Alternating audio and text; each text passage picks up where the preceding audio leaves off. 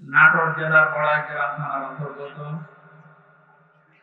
মনপির ঈদগাহ ময়দানে।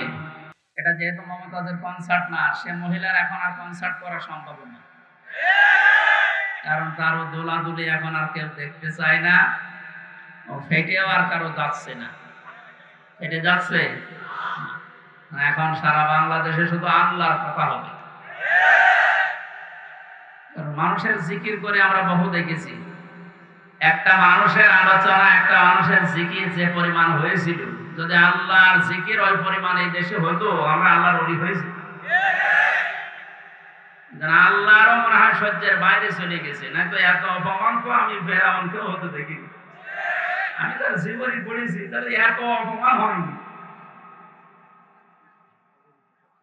আল্লাহ রাব্বুল আলামিন কোরআনে কারীম কিভাবে মানুষের সামনে উপস্থাপন করা লাগে এটা আমাদের শিখিয়েছেন ১৫০০ বছর আগে। আমরা আল্লাহর ওই ধরনটা সামনে নিয়ে আসি, নাকি আমার মন মতো বলবো না। আল্লাহ পাক বলেন, কিতাবুন উনজিলা ইলাইকা ফালা ইয়াকুন ফি সাদরিকা হারাজুম মিনহু লিতুনদিরা বিহি ওয়া যিকরা লিল মুমিনিন। আল্লাহ বলেন, এই একটা কিতাব, পৃথিবীতে একটাই মাত্র কিতাবের নাম আল্লাহ জানিয়েছেন, তার নাম কোরআন শরীফ। এখানে কবরে যাওয়ার পর মানুষকে যখন জিজ্ঞাসা করা হবে, মার রব্বুকা, তোমার রব কে? লোকটা যদি বলে রব্বি আল্লাহ, আমার রব আল্লাহ, সঙ্গে সঙ্গে ফেরেশতারা জিজ্ঞাসা করবে, মা দিনুকা, তোমার জীবন ব্যবস্থা কি? লোকটা যদি বলে দীনুল ইসলাম, সঙ্গে সঙ্গে ফেরেশতা বলবে, মান হাজার রাজুল, এই লোকটা কে ছিল? লোকটা যদি বলে ফেলে হাজা নবিয়ুনা মুহাম্মাদুর রাসূলুল্লাহ সাল্লাল্লাহু আলাইহি সাল্লাম, সঙ্গে সঙ্গে ফেরেশতারা আরেকটা বলবে, এই কথাগুলো তুমি পেয়েছো কোথায়? কথা বুঝতেছেন? আপনি পৃথিবীর কোন বইয়ের নাম, কিতাবের নাম বললে ফেরেশতারা কিন্তু ওগুলো চিনবে না। আপনাকে সঙ্গে সঙ্গে জবাব দিতে হলে বলা লাগবে, আমি কোরআনে পেয়েছি। কারণ ফেরেশতারা এই একটা কিতাব চেনে। আল্লাহ জানে কিতাব দিয়েছেন, এই একটা কিতাব, এমন দামি কিতাব, এটা আল্লাহর পক্ষ থেকে এই পৃথিবীতে আল্লাহ নিজে পাঠিয়েছেন। নবীজি এই কিতাবুন শব্দটার ব্যাখ্যা করতে গিয়ে হাদিসে জানিয়েছেন, মানিত্তাবাআল হুদা বিগাইরিল কোরআন আদাল্লাহুল্লাহ। এর বিষয়ে হাদিস এখানে ডিসকাস করছে, কথা শুনবেন, অ্যাক্টিভ হয়ে শুনবেন। আমি কিন্তু প্রশ্ন করব, এটা ক্লাস চলছে না? ক্লাসের পরে যে প্রশ্ন করা হয়, আমি কিন্তু সামারাইজ করে প্রশ্ন দেব। আন্তর্জাতিক শুনতে এসেছেন না? আল্লাহর নবীর এই কথার ভেতর থেকে দুইটা শিক্ষা আমি পেয়েছি। নবীজি জানিয়েছেন, কোরআনে কারীম বাদ দিয়ে পৃথিবীর কোন জায়গায় যদি কেউ ভালো হওয়ার নিয়তে, হেদায়েত পাওয়ার নিয়তেও যায়, আল্লাহ নিজে দায়িত্ব নিয়ে তাকে গোমরাহ করে দেয়। আর কথার অর্থ বোঝেন? নবীজির হাদিসের শেষ অংশ ছিল আদাল্লাহুল্লাহ, আদাল্লাহ ইউদিল্লু, সুলাস মুজাররদ থেকে এসেছে। শব্দটা যদি ভাবে ইফআল থেকে নবীজি বলতেন যে দল্লা, আদাল্লাহ ইউদিল্লু, ভাবে ইফআল থেকে শব্দটা আসা, নবী দল্লা ইয়াদিল্লু বলতে পারতেন। দল্লা ইয়াদিল্লু এ শব্দ দিলে বাংলা অর্থ হতো, আপনি নিজেই নিজেকে খারাপ বানিয়ে ফেলেছেন, আপনি নিজের জন্য নিজে দায়ী, আর কেউ দায়ী না।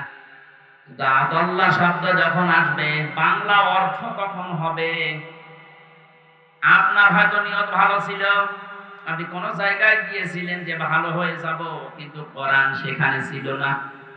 এই জন্য আল্লাহ রাগ করে নিজে দায়িত্ব নিয়ে আপনাকে আরো খারাপ বানিয়ে দেবে। এটার জন্য সবচেয়ে বড় কারণ হচ্ছে, পৃথিবীতে একটাই মাত্র কিতাব আল্লাহ মানুষকে হেদায়েত দেওয়ার জন্য সর্বশেষ পাঠিয়েছেন, তার নাম কোরআন শরীফ। কোরআন বাদ দিয়ে হেদায়েত দেওয়ার মতো কোন কিতাব কিয়ামত পর্যন্ত আর নেই। কথা বুঝতেছেন? এদের সর্বপ্রথম আয়াত দেখবেন যালিকাল কিতাবু লা রাইবা ফি, কিতাবের আগে আলিফ লাম আছে। আল্লাহ নির্ধারিত করে জানিয়েছেন একটাই মাত্র কিতাব যেটা মানুষকে হেদায়েত দিতে পারে, তার ভেতরে কোনো সন্দেহ নেই, ভুল নেই, অবকাশও নেই। হাদিসের ব্যস্ততায় আমি যেটা পেয়েছি, ও বাংলার জনগণ, কোরআন যেখানে নেই ওইরকম জায়গায় এখন থেকে যদি আপনি ভালো হওয়ার নিয়তেও চান, আপনাকে আমির হামজা খারাপ বানাবে না, খারাপ বানিয়ে দেবে কে? এবার এক বাক্যে বলবেন হেদায়েত দেওয়ার একচ্ছত্র মালিকানা হামজার, বলেন নবীজির, কার? আল্লাহ ছাড়া পথ কেউ দেখাতে পারে না, হেদায়েত দিতে পারে না। উনি যদি বলেন আমি তোকে খারাপ বানাবো, বলেন তো কে আছে আপনাকে পথ দেখাবে? বলেন। এই জন্যে আমার শেষ কথা, ফাইনাল কথা এটাই, আজকে থেকে সিদ্ধান্ত দৃঢ়ভাবে নেওয়া লাগবে। কোরআন যেখানে নেই, সে যত বড় বাবার দরবার হোক, যত বড় রাজনৈতিক দল হোক, যেখানে কোরআন চলে না, কোরআনের কর্মসূচি নেই, আমি ওখানে যাব না। ওখানে যদি আমি ভালো হওয়ার নিয়তেও থাকি, আমারে খারাপ বানিয়ে গোমরা বানিয়ে জাহান্নামে পাঠাবে কে? আমার মনে হয় এই ওয়াজটা যদি আজ আমরা বাংলার 18 কোটি জনগণের ভেতরে 10 কোটি মানুষও মেনে নিতে পারি, এদেশে আমরা গোমরাহি থেকে মুক্ত হব। আল্লাহ রাব্বুল আলামিনের হেদায়েত আমাদের জন্য আম হয়ে যাবে।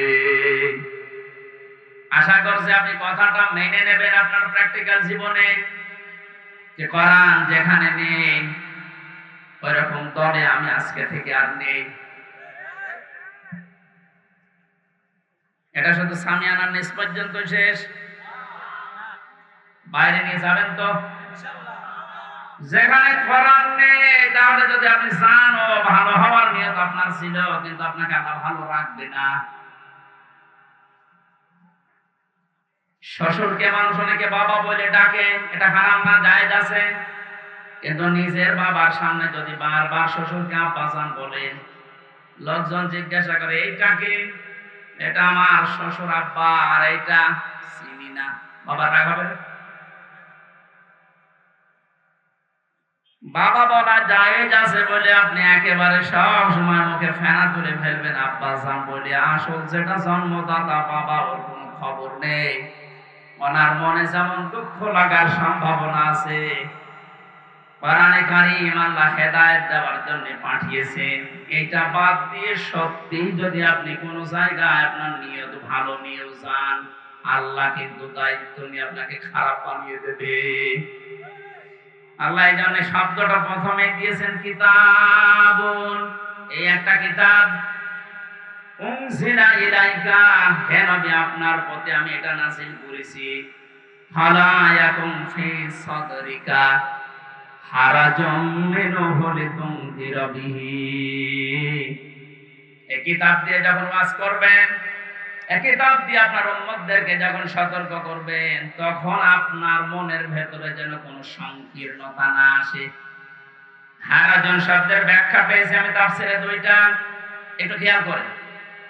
এক নম্বরে কোরআনে কারীম দিয়ে যখন আপনি মানুষকে বোঝাবেন, তাফসীর করবেন, ব্যাখ্যা বিশ্লেষণ দিবেন, তখন আপনার মনের ভেতরে যেন এই ধারণা না আসে, না জানি অনেকের আবার মন খারাপ হয় কিনা। এরকম মানুষের দেশে ছিল না? কোরআন দিয়েই বলতো, কিন্তু কেটে যেত, চেপে যেত, গোপন করতো, মনে মনে ভাবতো সব যদি কোরআনের কথা ওপেন ভাবে এভাবে খোলাখুলি বলি, সবার মন পাওয়া যাবে না, অনেকেই আমার উপর মন খারাপ করবে। এই জন্য নবীজিকে আল্লাহ প্রথমে এই শব্দ দিয়ে জানিয়েছেন, আপনি যখন কোরআন প্রচার করতে যাবেন, তখন আপনার মনের ভেতরে যেন কোনো সংকীর্ণতা কাজ না করে, যে কে কি বলল। দুই নম্বরে, আবহমান কাল থেকে অনেক নিয়ম নীতি ইসলাম মনে করে মানুষ পালন করে আসছে। আপনি যখন কোরআনে কারীমের কথাগুলো সঠিকভাবে তুলে ধরবেন, ওইগুলো টিকবে না, এমনি কেটে যাবে। তখন হয়তো অনেকের মন খারাপ হবে, আপনি সবার মন তো পাবেন না। এই জন্য আপনাকে বলছি, কে কি মনে করবে বলবে, কারো দিকে তাকাবেন না। আপনার মনও যেন ছোট না হয়, সংকীর্ণ না হয়। সঠিক কথাগুলো তুলে ধরার দায়িত্ব আপনার, আর হেদায়েত দেওয়ার দায়িত্ব আমি আল্লাহর। যিকরা লিল মুমিনিন, কোরআন শরীফ আমি আল্লাহ দিয়েছি মুমিনদের জন্য, এটা উপদেশ। এই আয়াতটা সামনে রেখে আজকে আমরা তেলাওয়াত কিন্তু আয়াতের তাফসীর করব ইনশাআল্লাহ। এবার বলি আমরা, আউযু বিল্লাহি মিনাশ শাইতানির রাজীম। বিসমিল্লাহির রহমানির রহিম। الذين يتبعون الرسول النبي الأمي الذي يجدونه مكتوبا।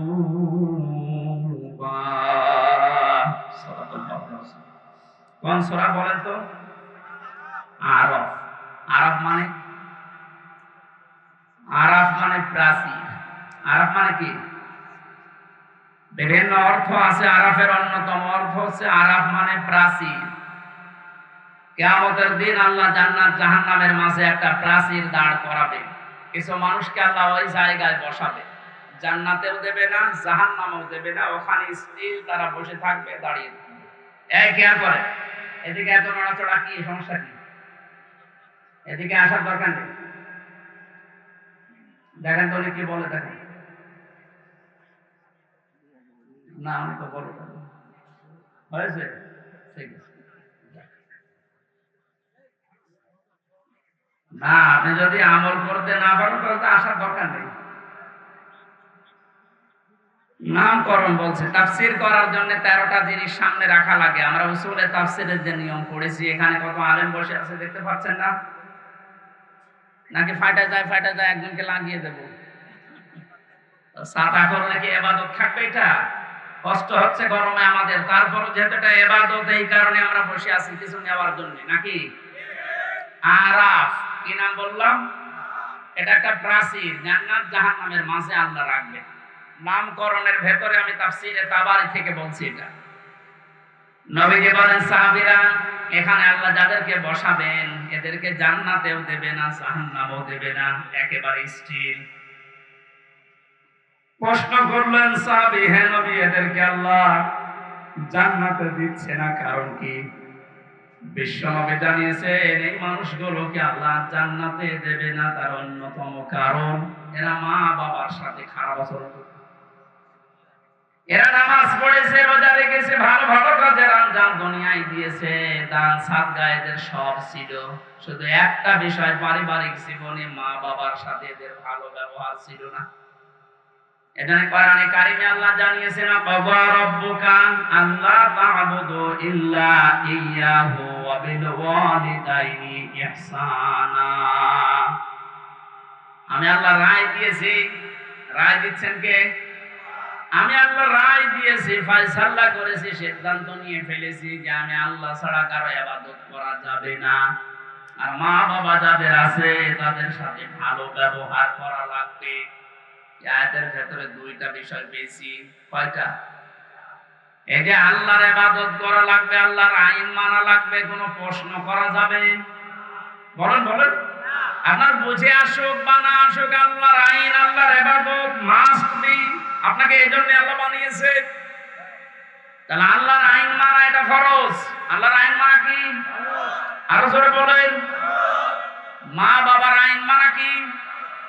না, এই শোনেন, মাঝখানে ওয়া আল্লাহ দিয়েছেন, খেলা করার জন্য দিয়েছেন। ওয়া বিল ওয়ালিদাইনি ইহসানা, মা বাবার আইন মানা ফরজ না, মা বাবার সেবা করা ফরজ। মা বাবার পেছনে খরচ করা, তাদের সেবা শুশ্রূষা করা, এটা কিন্তু নফল না, মুস্তাহাব না, মুবাহ না। এটা আল্লাহর নামাজ যেমন পড়েন ঠিক ওই রকম ফরজ। এই মানুষগুলো এই কাজ করে না, এই জন্য আল্লাহ এই জায়গায় দাঁড় করিয়ে রেখেছেন। সাহাবী বলেন, হে নবী, এদেরকে আল্লাহ জাহান্নামে দেয় না কেন তাহলে? বিশ্বনবী বলেন সাহাবীরা এই মানুষগুলো দিন কায়েমের জন্য দুনিয়ায় আন্দোলন করেছে, চেষ্টা চালিয়েছে, এই কারণে জাহান্নামে যায় না।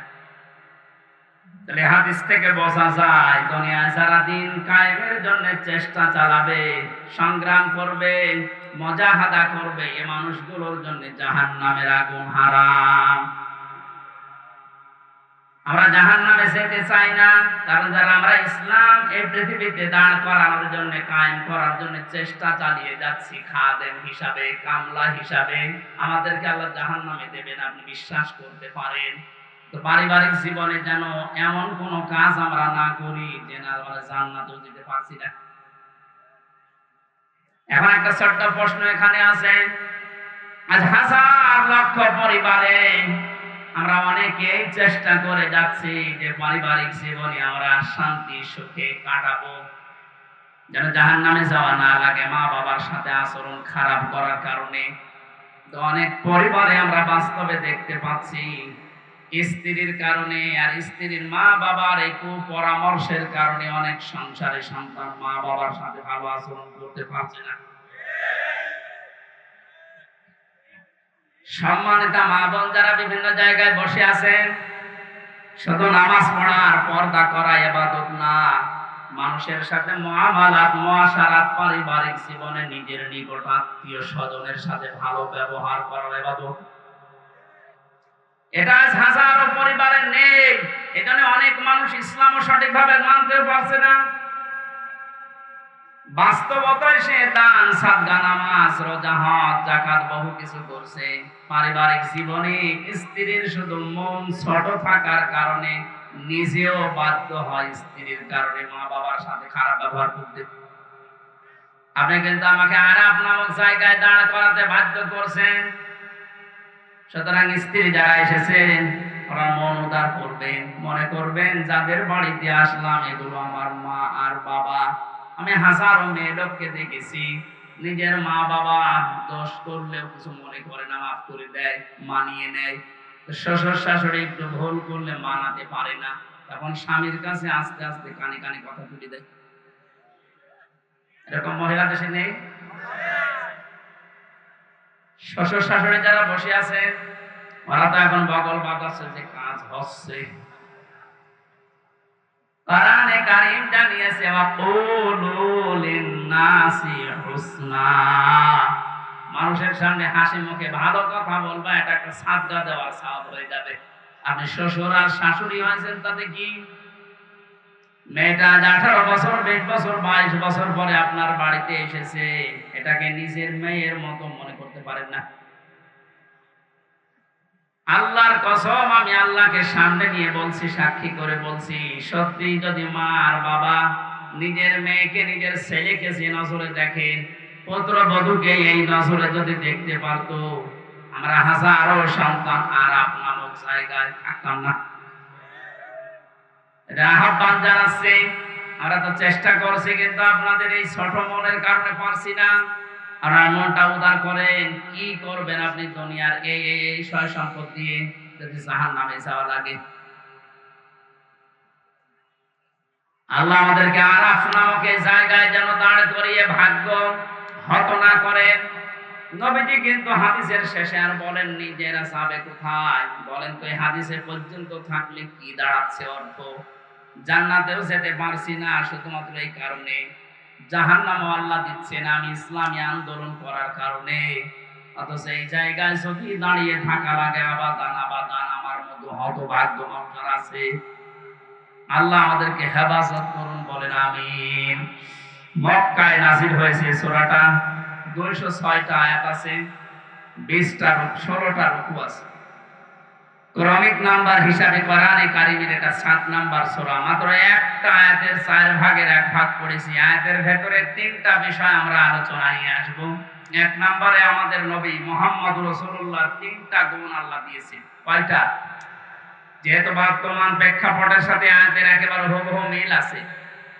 2 নম্বরে আল্লাহর নবীর কর্মসূচি ছিল এই দুনিয়ায়, আয়াতের ভেতর থেকে আমরা 6টা পেয়েছি। কয়টা?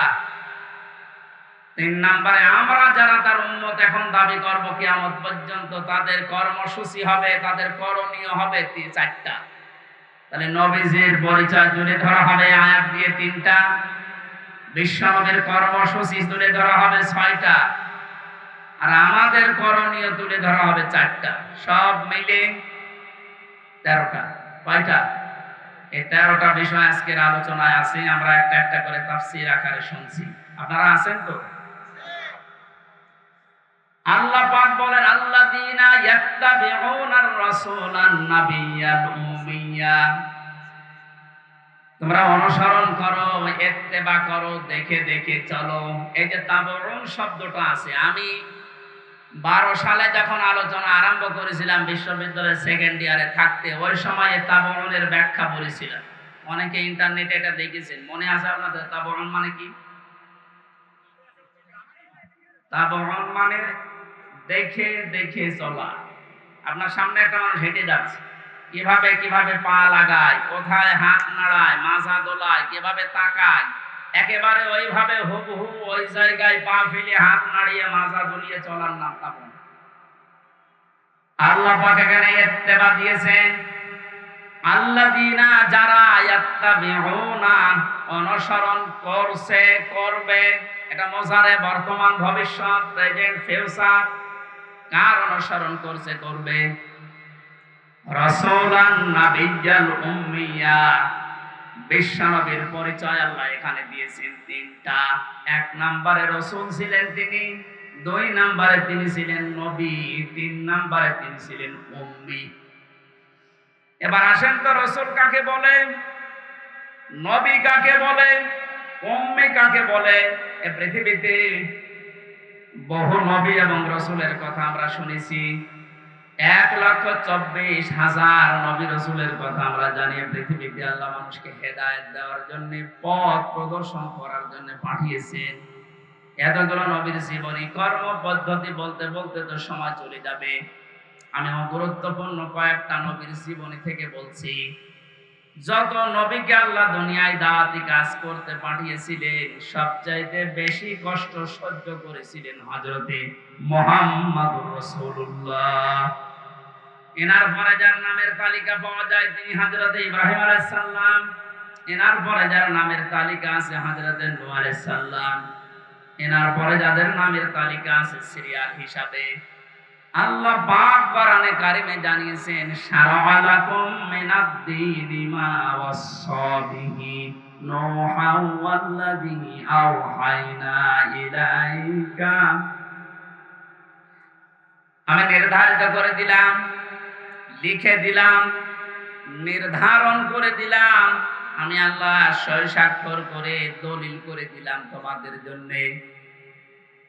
নূহ আলাইহিস সালামকে, ইব্রাহিম আলাইহিস সালামকে, ঈসা আলাইহিস সালামকে, এই সমস্ত মুসা আলাইহিস সালাম, এই বড় বড় নবীদের নামগুলো দিতে দিতে আল্লাহ জানিয়েছেন, হে নবী, এই প্রত্যেকটা নবীকে কিন্তু আমি আল্লাহ জানিয়েছিলাম, আনাকিমুদ্দিন, তোমরা দিন কায়েম করো। আপনাকেও আমি ওহী করলাম ঠিক ওইভাবে, আওহায়না ইলাইকা, আপনার প্রতি আমার একই ওহী, আন আকিমুদ্দিন, আপনি দিন কায়েম করেন জমিনে, ওয়ালা তাতাফাররাকু ফি, এই বিষয়ে কোনো ফতোয়াবাজি করবেন না। সময় কিন্তু এসে গেছে এখন এই দেশে ঠিক ওই রকম। আর যে যেখানে যে মতে চলেন না কেন, সবাইকে আমরা আহ্বান জানাচ্ছি, সবাই আসেন ঐক্যবদ্ধ হয়ে আল্লাহর দ্বীন, কোরআনে কারীম, ইসলাম এই দেশে আমরা এখন কায়েম করার পরিবেশ তৈরি করি। সত্যি যদি এটা কায়েম না হয়, হালালকে হালাল জেনে অনেক সময় মানা যাবে না, হারামকে হারাম জানার পরও ছেড়ে দেওয়া যাবে না। এই 17 বছর যেটা দেখলাম, এই জন্য আমাদের সবচেয়ে বড় কাজ হবে এখন আল্লাহর এই জমিনে আল্লাহর দ্বীন কি করে কায়েম করা যায়, দাঁড় করানো যায়। বিশ্ব নবী মুহাম্মদুর রাসূলুল্লাহকে আল্লাহ রাসূল বলে ঘোষণা দিচ্ছেন যে, হে নবী, আপনি আপনার পরিচয় উম্মতদের সামনে দেবেন যে আমি তোমাদের জন্য রাসূল হয়ে এসেছি। 511 জন রাসূলের কথা আমরা পড়েছি, আর বাকিগুলো সব আল্লাহ নবী হিসাবে পাঠিয়েছিলেন। এই সমস্ত মানুষদের দায়িত্ব কোরআনে কারিমে এক একটি আয়াতের ভেতরে আল্লাহ দিয়েছেন, ওয়ালাকাদ বা'আসনা ফি কুল্লি উম্মাতির রাসূলান আনি ইবুদুল্লাহ ওয়াজতানিবুত তাগুত। রব্বুল আলামিন বলেন, এ পৃথিবীর যত ওয়ালাকাদ বাআসনা ফি কুল্লি উম্মাতির রাসূলান, প্রত্যেকটি জাতির জন্য আমি আল্লাহ রাসূল পাঠিয়েছিলাম। প্রতিটি নবী আর রাসূলদের জীবনের দায়িত্ব মূল ছিল দুইটা। তারা উম্মতদের কাছে যেই বলতেন আল্লাহর ইবাদত করো। কার ইবাদত? এই শব্দটা নিয়ে আজ হাজারো জায়গায় আমরা এই দেশের ভেতরে অনেক ভেজাল দেখতে পাচ্ছি। কমনে দিয়েছে ফ্যান, ইয়ার কি মারছেন এখানে বসে বসে।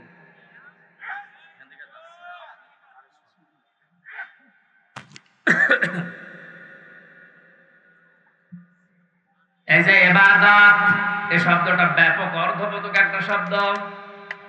এটা নিয়ে আজ হাজারো ঝামেলা ভেজাল তৈরি করে শব্দটাকে আজ কলঙ্কিত করে ফেলেছে অনেকে।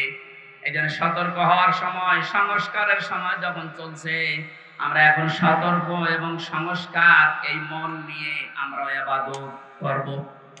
আমার ইবাদতের ভেতরে যেন কোনো ভেজাল না আসে। গাড়ি গাড়ি ইবাদত করা লাগবে, কোরআনে আল্লাহ এমন দেয়নি। ইবাদত করো, আখলিস দীনাকা ইয়াকফিকাল আমালুল কলিল। তোমার ঈমানটা যদি খাঁটি হয়, কাজকর্ম আমল যদি কম হয়, আমার আল্লাহ মাফ করে দেবে।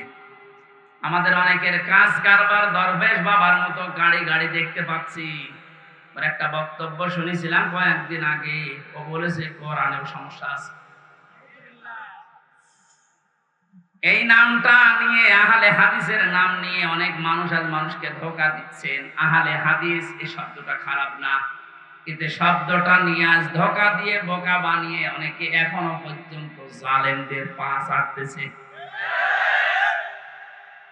কালকের বক্তব্য ছিল একজনের রফিক নামে, আমি নাম নিয়েছি এই কারণে চেনার জন্য। লোকটা জানাচ্ছে এখন জনগণকে, আবু সাঈদ নামে এই ছেলেটা শহীদ হয়নি, ও নিজে আত্মহত্যা করেছে।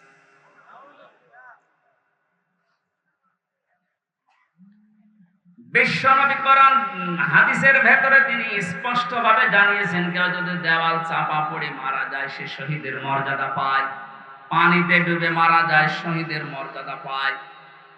এ কথা কি নতুন শুনছেন? বলেন। আগুনে পড়ে যদি কেউ মারা যায় সে যদি শহীদের মর্যাদা পায়, অ্যাক্সিডেন্ট করে মরলে যদি শাহাদাতের মর্যাদা পায়, এই পৃথিবীর ময়দানে জালেমদের জুলুমের সামনে মোকাবেলা করতে গিয়ে নিজের জীবনটা সে দিয়ে দিল, তাকে আপনি শহীদ বলতে আপনার অসুবিধা লাগে কোন জায়গায় বলেন তো দেখি?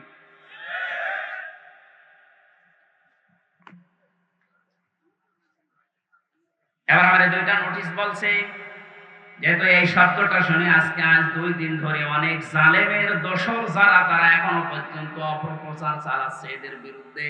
এই জন্য দুইটা নোটিশ বলছি।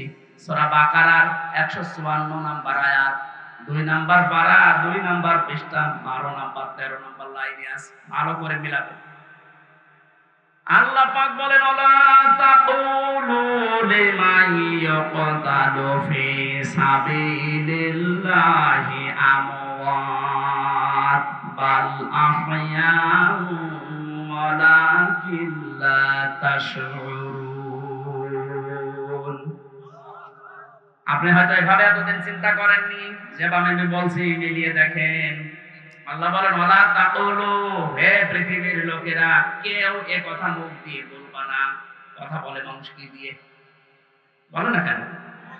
এটা মুখের উপর আল্লাহ নোটিশ দিয়েছেন, কেউ এ কথা বলবা না। একজন দুইজন না, কেউ বলবা না, বহু বচন। লিমান ইয়াকতালু ফি সাবিলিল্লাহি আমওয়াত, আমি আল্লাহর জন্য, মানবতার জন্য যারা জীবন দিয়ে গেল, এই মানুষ মরে গেছে, এই কথা বলবা না। বাল আহয়াউন, বরং তারা জীবিত। ওয়ালাকিন লা তাশউরুন, কিন্তু তোমরা টের পাও না। এটা তো মুখের উপর আল্লাহ দিলেন, মানুষ মুখের পরে অন্তরেও ধারণা করতে পারে। ধারণা করা কি দিয়ে? অন্তর দিয়ে মানুষ যেন ধারণাও না করে যে তারা শহীদ হয়নি, তারা এমনি মারা গেছে, কথা যেন ধারণাও না করে। সূরা আলে ইমরান 4 নম্বর পারার 11 নম্বর পৃষ্ঠা 9 নম্বর লাইনের 159 নম্বর আয়াত 69 নম্বর আয়াতে জানিয়েছেন ওয়ালা তাহসাবান্নাল্লাযীনা কুতিলু ফি সাবিলিল্লাহি আমওয়াতা বাল আহইয়াউন ইনদা রাব্বিহিম ইরযাকুন।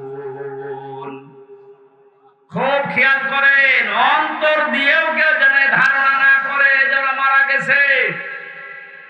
আল্লাহ পাক বলেন ধারণাও কোনোদিন করবি না যে মরে গেছে না। কারণ জীবন জালেমের সামনে নিজের জীবন দিয়ে দেওয়া তো সহজ কথা না। ওরা কিন্তু জীবিত আছে, ওরা জিন্দা। ইনদা রাব্বিহিম ইরযাকুন, তারা তাদের রবের কাছে রিজিক পাচ্ছে। সুতরাং আবু সাঈদ রংপুরের এই ছেলেটা জালেমের সামনে দাঁড়িয়ে জীবনটা দিয়ে শাহাদাতের মরণ পেয়েছে। এটা কোনোদিন আপনি মুখ দিয়ে যেন না বলেন যে লোকটা মরে গেছে, ধারণাও না করে তো মরে গেছে না, ও শহীদ হয়েছে। কি হয়েছে? স্বাধীনভাবে কথা বলতে পারতাম না। পাশের জেলায় বাড়ি আমার নাটোর, কুষ্টিয়া। এখানে দাওয়াত খেতে এসেছিলাম বিয়ের, তারপর আমার ঢুকতে দেয়নি। কোথায় ছিলাম আপনি টের পেয়েছেন? স্বাধীনতা পরাধীনতা কি আমরা 17 বছর টের পেয়েছি। স্বাধীনভাবে চলাফেরা করার, বাক স্বাধীনতা ফিরিয়ে দেওয়ার জন্য যে মানুষগুলো জীবন দিয়েছে, মাস্ট বি 100 ভাগ আমি বিশ্বাস করি ওরা সব শাহাদাতের মর্যাদা পেয়েছে। এমনকি জালেমের জুলুমের শিকার হয়ে আয়না ঘরেও বহু মানুষ জীবন দিয়েছে, জেলখানার ভেতরে জীবন দিয়েছে। এমনকি কোরআনের পাখিকে অনেকে বলছে উনি স্বাভাবিকভাবে মারা গেছে না, আমি পাশের ছেলে ছিলাম, উনি 1 নম্বরে আমি 4 নম্বরে। আল্লামার সাথে আমার একদিন দেখা হয়েছিল মাত্র 10 মিনিটের জন্য। উনি এমনি মারা যায়নি, ওনাকে মেরে ফেলা হয়েছে। তার বাস্তব প্রমাণ আমার মুখের হাসিটা। এখন ভিডিও বের হচ্ছে, জেলার আর সুপারের আত্মীয়রা তারা পরিচয় দিয়ে বলছে ওনাকে জোর করে সই করিয়ে বলেছে আপনি সই করুন, আপনাকে মুক্ত করে দেওয়া হবে নির্বাহী আদেশে। এই কথা বলে বের করে নিয়ে গেছে। উনি তো খুশি আনন্দ আমি পরিবারের কাছে ফিরে যাচ্ছে। কিন্তু শয়তান যারা আছে শয়তানি করে, ষড়যন্ত্র করে, যাকে দায়িত্ব দিয়েছিল মোস্তফা জামান এই কুলাঙ্গার, এই যে কি জিনিস এখন আমরা টের পাচ্ছি, কার তৈরি করা এখন আপনি দেখতে পাচ্ছেন। আমার মনে হয় একে যদি আমার মতো এরকম 10 দিন রিমান্ডে রাখেন, ও সব সত্য কথা বলে ফেলবে। আমার মুখ দিয়ে রিমান্ডে একটা কথা ওরা বের করতে পারেনি। শেষ পর্যন্ত মন মতো লিখে আমাকে বলছে সই করেন, আপনারা ছেড়ে দেওয়া হবে। আমি তো রিমান্ডে বুঝতাম না যে 164 কি। মনে করলাম ছেড়ে যখন দেওয়া হবে দেই, এখন দেখি সব আমার বিপক্ষে লিখেছে। আমি নাকি দেশের বিরুদ্ধে কথা বলতাম। যতগুলো বক্তব্য দিয়েছি দেশের ভালোবাসার পক্ষে দিয়েছি, কারণ দেশকে ভালোবাসা এটা ঈমানের অঙ্গ। আরে মানুষগুলো এটা আমাকে বলে কয়ে নিয়েছে যে বলেন আপনি যে আপনাকে এদেশের কিছু মানুষ টাকা পয়সা দিয়ে ব্যবহার করে যে আপনি দেশের বিরুদ্ধে, এই সরকারের বিরুদ্ধে, তাহলে আপনাকে ছেড়ে দেব। শেষ পর্যন্ত বলতে রাজি যখন হলাম না, 11 ঘন্টা আমার টাঙিয়ে রেখেছিল কালো কাপড় দিয়ে, চোখ বেঁধে। নিজেরা বলা করতো হুজুর আপনি নির্দোষ আমরা জানি, কিন্তু আপনাকে এই কথা বলা লাগবে। পেছনে হাত হ্যান্ডকাপ দিয়ে বেঁধে, কালো কাপড় দিয়ে চোখ বেঁধে 11 ঘন্টা এক জায়গায় আমার নামাজও পড়তে দেয়নি। 4 ওয়াক্ত জোহর আসর মাগরিব এসে আমি সব ইশারায় পড়েছি। এখন নামাজ পড়ছি কোন সময় আমি তাও জানি না, কারণ মাটির নিচে তো। সর্বশেষ যখন বললাম না এত বড় মিথ্যা কথা আমি বলতে পারবো না, আকিস গ্রুপে আমি চাকরি করতাম, ওনাদের বিরুদ্ধে হাজার হাজার কথা লিখতে বলেছেন, একটাও পারবো না, কারণ ওনারা এরকম না। শেষে আমার বলছে যদি আপনি আজকে সন্ধ্যার ভেতরে এগুলো স্বীকার না করেন, না বলেন, তাহলে আপনার বউ তুলে নেন। কি চরিত্র দেখিস? আর এখন অনেক সুর তুলছে অনেকে যে এদের মাফ করে দাও। এই জালেমদের মাফ করা মানে মাসরুমের উপরে অভিশাপ।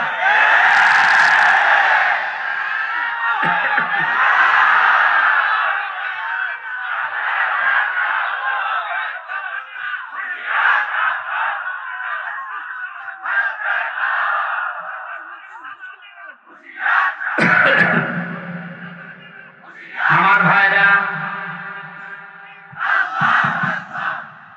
আপনি আমান আজমের জীবন ফিরিয়ে দিতে পারবেন? ব্যারিস্টার আরমানের স্ত্রীর কাছে আপনি কি জবাব দেবেন বলেন? কোথায় পৌঁছিয়েছেন তার জীবনটা? কি ট্যালেন্টেড সন্তান ছিল মীর কাসেম আলীর। আমি জেলখানায় থাকতে এক কারারক্ষী এসে আমার কুতুবউদ্দিন ওর বাড়ি, রাজবাড়ি, রাত 12টার পরে যখন ডিউটি হয়েছে এসে বলছে, হুজুর একটা গোপন কথা বলি, কাউকে যেন বলেন না এখানে, তাহলে আমার সমস্যা হবে। কি হয়েছে বলে, আমি যেদিন দায়িত্বে ছিলাম মীর কাসেম আলীর, যেদিন ফাঁসি হবে লোকটাকে যেয়ে বললাম, স্যার আর সময় নেই, মাত্র 3 ঘন্টা আছে, আপনি প্রস্তুতি নেন। উনি আমারে বলছে, ভাই কারারক্ষী এখনো তো সময় 3 ঘন্টা আছে, আমি 2 ঘন্টা ঘুমাই, তুমি আমারে ডেকে দিও। আল্লাহর কসম, আমি আল্লাহকে সামনে নিয়ে বলছি, ও যা যা বলেছে একটাও মিথ্যা কথা না, সবগুলোই এইভাবেই বলেছিল। যে আমি পাহারা দিতে গিয়ে দেখলাম লোকটা ঘুমিয়ে গেল। 2 ঘন্টা পর ওনারে ডাকলাম, ঠিক ঘুম থেকে উঠলো, গোসল করে ওযু করে শেষের নামাজটা শেষ করে একটা চা বানিয়ে বলছে, নিন। বললাম, স্যার আমি চা খাবো না। আপনার কিছুক্ষণ পরে বলে, জানি আমি, আর মাত্র 15 মিনিট আছে। জল্লাদ শাহজাহান এসে গেছে, ডাক দিয়ে নিয়ে যাচ্ছে, বলেন চলেন।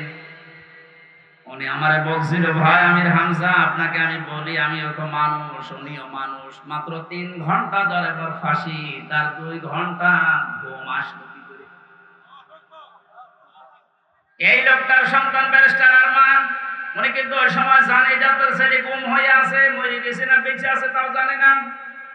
বাংলাদেশ না, বিশ্বের ভেতরে যদি আমার মনে হয় 100 জন মানুষ থাকে যে মানুষকে কর্মসংস্থান তৈরি করে দেয়, তার ভেতরে মীর কাসেম আলী একজন।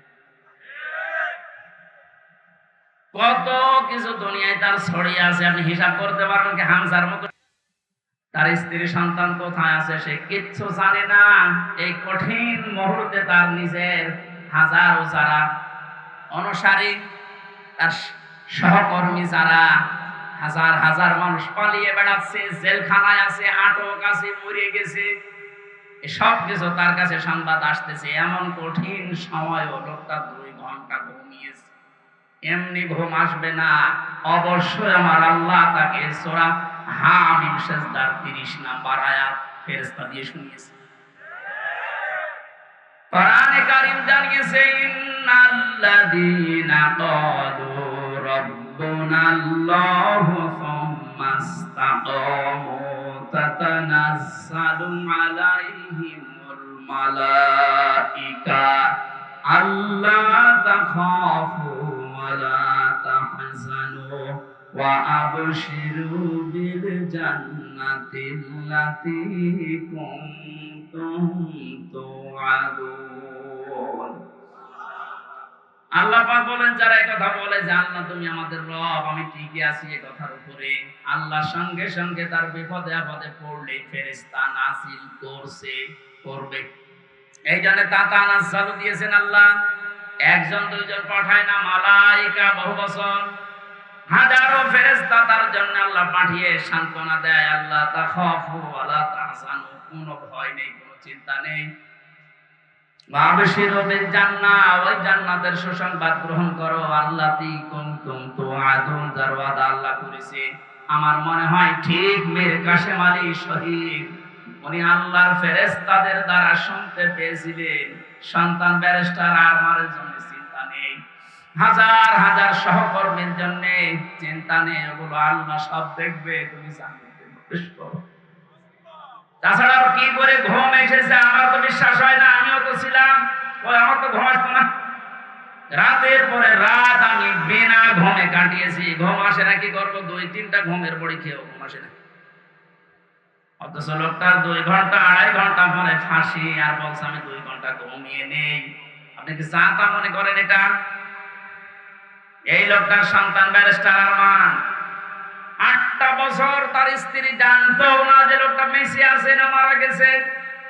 গতকালকে তিনি একটা ভিডিওতে বলছিল আমি আমার পরিবারের আশা ছেড়ে দিয়েছিলাম, কারণ খাবার দিত পচা খাবার, অধিকাংশ সময় আমার রোজা রেখে কাটানো লাগতো। এই 8 বছরে আমার মনে হয় সে প্রায় 8 বছরই রোজা ছিল।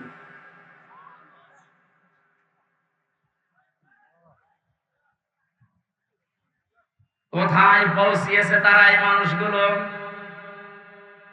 আর উল্টা পাল্টা এখনো পর্যন্ত অনেক জালেমের দর্শকরা ধারণা করে যাচ্ছে যে কি করেছে যে আমাদের দেশ থেকে তাড়িয়ে দিল। কি করেছেন আপনি টের পাচ্ছেন না? আপনি যদি কিছু না করেন, আপনার শুধু আইনা ঘরের কারণে ফাঁসি হওয়া দরকার। মানবতার সাথে যেটা কত বড় মারাত্মক অপরাধ আপনি টের পাচ্ছেন না? এখনো যারা ছিল তাদেরকে একটু জিজ্ঞাসা করেন। ব্যারিস্টার ব্রিগেডিয়ার আমান আজমি ভাই শেষ পর্যন্ত এই কান্না জড়িত কণ্ঠে বলেছে যে আমি সূর্যের আলো কি 10-12 বছর দেখি নাই। এদিকে 1.5 হাত, ওদিকে 1.5 হাত। আমার যে মাটির নিচে ছিলাম ওখানে তাও এদিকে 3.5 হাত, এদিকে 2.5 হাত ছিল, আরো ছোট। এরপরও জালেমদের পক্ষে আপনি সাফাই গান, জালেমদের পক্ষে কথা বলেন। আপনি মানুষ, আপনারও বিবেক মরে গেছে। মজলুম অবস্থায় এখনো আছে, এখনো পর্যন্ত অসুস্থ, আমার শরীর এখনো স্বাভাবিক হয়নি, এখনো মুসাফির অবস্থায় আছে। দোয়া করছে আল্লাহ কিয়ামতের আগে কোন জালেম যেন এই দেশে আর ফিরে আসতে না পারে। আমরা যারা আছি এই দেশে এখন, আমাদের আলেমদের উচিত হবে নবীরা রাসূলরা তাদের যে পরিচয়গুলো আল্লাহ তুলে ধরেছিলেন, নবীর কাজ কি, রাসূলের কাজ কি, এই পরিচয়গুলো আমরা এখন জনগণের সামনে তুলে ধরবো। তাদের কর্মসূচি 6টা। কয়টা? আইহাল্লু লাহুমুত তাজ্জিবাত, তারা হালাল করত পবিত্র জিনিস। আজ বাংলাদেশে হালাল করা লাগবে পবিত্র জিনিসগুলো, আর হারাম করত তারা অবৈধ জিনিসগুলো। বাংলাদেশে এখন প্রত্যেকটা সেক্টরে এখনো পর্যন্ত হারাম জিনিস জিয়ে রাখা হয়েছে। এদিকে তাকান, যারা দায়িত্বে আছেন, অন্তর্বর্তীকালীন সরকার থেকে শুরু করে যারা এখন দায়িত্বে আছেন, এই মুহূর্তে আপনাদের সিদ্ধান্ত নেওয়া লাগবে এই জালেমদের সহযোগী যতগুলো ছিল প্রত্যেককেই ইমিডিয়েটলি এখনই ওদেরকে বহিষ্কার করা লাগবে। এটা সংস্কার যেহেতু চলছে, নবীদের কর্মসূচি 6টা ছিল, তার 2য় নম্বর এটা হালালকে হালাল বলে বৈধ জায়গায় দিয়ে দেন।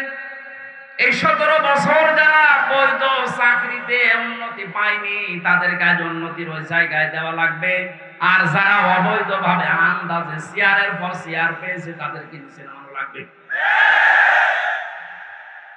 ইসলামী ব্যাংক থেকে শুরু করে বাংলাদেশের যত ব্যাংকিং ব্যবস্থা, বিচার ব্যবস্থা, প্রশাসন, ব্যবসা, প্রত্যেকটি দিক আর বিভাগে যেহেতু সংস্কার আরম্ভ হয়েছে, এই সংস্কার ইমিডিয়েটলি কয়েকদিনের ভেতরেই করা লাগবে।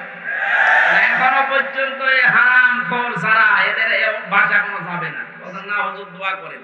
নূহ নবীর চাইতে কি আমি বড় হয়ে গেছি? নূহ নবী দোয়া করেছিলেন না? কি বলেছিলেন? লা তাযারা আলাল আরদি মিনাল কাফিরিনা দাজ্জারা ইন্নাকা ইন তাদারহুম ইউদিল্লু ইবাদাকা ওয়া লা ইয়ালিদু ইল্লা ফাজিরান কাফারা। আল্লাহ বহু চেষ্টা করেছে এদের পেছনে, 950 বছর দাওয়াত দিয়েছি। এদের যে চরিত্র, এদের আন্ডা বাচ্চা পর্যন্ত যেন জমিনে একটাও না থাকে, কারণ যেটা থাকবে ওর পেট থেকে যেটা আসবে ওইটা হবে ভাব। এজন্য জুলুমের পুনরাবৃত্তি আমরা আর দেখতে চাই না। এটা মারাত্মক একটা অপরাধ, সবচাইতে বড় অপরাধ এই গুম। এটা মানুষকে আপনি মেরে ফেলতে পারতেন, সংবাদ দিতেন যে লোকটা মারা গেছে। দেলাওয়ার ভাইয়ের সন্তানের সাথে নাটোরে যা করেছে আপনি কি জবাব দেবেন বলেন তো? মেরে লোকটাকে ঘরের ভেতরে আপনি আটকে রাখলেন, পরের দিন জানতে পেরেছে জনগণ, এটাও মোবাইল ট্যাগ করে অমুক জায়গায় মরে পড়ে আছে। এই বিশ্বাসঘাতক এই জালেমকে যদি এখন নাটোরবাসী মাফ করে দেয়, তো কি জবাব দেবেন আপনি আল্লাহর কাছে আর দেলাওয়ারের কাছে? বলেন, আপনার ছেলেটা যদি হয়তো আপনি টের পেতেন। আমি একটু টের পেয়েছি, তাই আমার মুখ দিয়ে বরদোয়া চলে আসছে। আমার মেয়েটা আমার আজ পর্যন্ত চেনে না।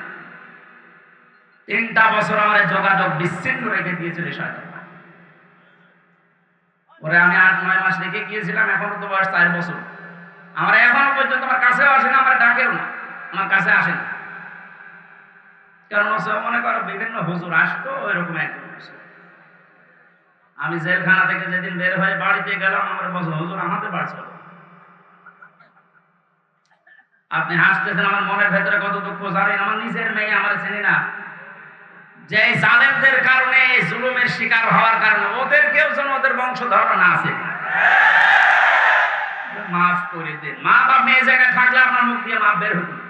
কিসের মাপ? সংস্কার যখন চলছে, নবীদের কর্মসূচি 6টা, এই 6টার ভেতরে 1 নম্বরে এইটা যে হালাল জিনিসকে হালাল জায়গায় নিয়ে এসে বৈধতা দান করেন। সুতরাং এই মুহূর্তে বাংলাদেশের সবচাইতে বড় কাজ হবে, যারা এতদিন পর্যন্ত জুলুমের শিকার হয়ে ওই জায়গায় যেতে পারেনি, ব্যাংকিং ব্যবস্থা বলেন, বিচার ব্যবস্থা বলেন, প্রশাসন বলেন, ব্যবসা বলেন, আজ ওদেরকে ওই জায়গাগুলোয় পৌঁছে দেওয়া লাগবে।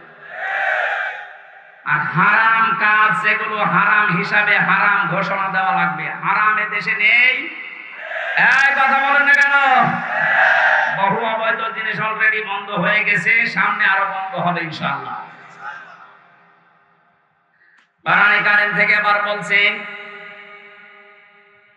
আল্লাহ রাব্বুল আলামিন জানিয়েছেন, হে পৃথিবীর মানুষেরা, 3 নাম্বার নবীদের কাজ ছিল সৎ কাজে আদেশ করবে, তারা অসৎ কাজে বাধা দেবে। আজ বাংলাদেশ জামাতে ইসলামীর সর্বোচ্চ দায়িত্বে যিনি আছেন ডাক্তার শফিকুর রহমানের দিকে আপনি তাকান। 4টা দিন এই লোকটার সাথে আমি এক ঘরে ছিলাম, কাশিমপুর কারাগারে। এটা মানুষ বলা যায় না, আমার মনে এটা ফেরেশতা। তার যে ঈমান কোন পর্যায়ে আপনি তার সাথে না মিশলে বুঝবেন না। মনে করছেন জামাত ইসলাম, না, কিসের জামাত? সে জামাতের ঊর্ধ্বে। লোকটাকে আমি একদিন বলছি, স্যার আমি তো 3 বছর আছি, আমিও যোগাযোগ করে ফেলেছি জালেমের কথা শুনে। বাকি জীবনটা অন্তত ইসলামের কাছে দিয়ে আখিরাতটা তৈরি করি। যেহেতু কোরআনে কারীমের ঘোষণা এইটা, হে নবী যখন আসবে আল্লাহর সাহায্য, তখন আপনি বিজয় দেখতে পাবেন। আর বিজয় আসবে, দলে দলে মানুষ ইসলামে প্রবেশ করবে। এটা এখন দেখতে বাকি আছে। শুরু হয়ে গেছে অলরেডি। 20% মানুষ এই দেশে দিন কায়েম হোক এটা চাইতো, কিন্তু এই 5 তারিখের পর থেকে আজকে 19 তারিখ, মাত্র এই কয়েকদিনে জরিপ পেলাম, অলরেডি 35% মানুষ এই দেশে এখন চাচ্ছে যে দিন এই দেশে কায়েম হোক।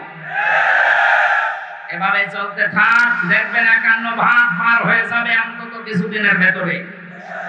আর 51% হয়ে গেলে দেশে ইসলাম কায়েম করা কোনো দাদা ঠেকাতে পারবে না। আমরা ওইটা দেখার আশায় আছি। কথা বলেন।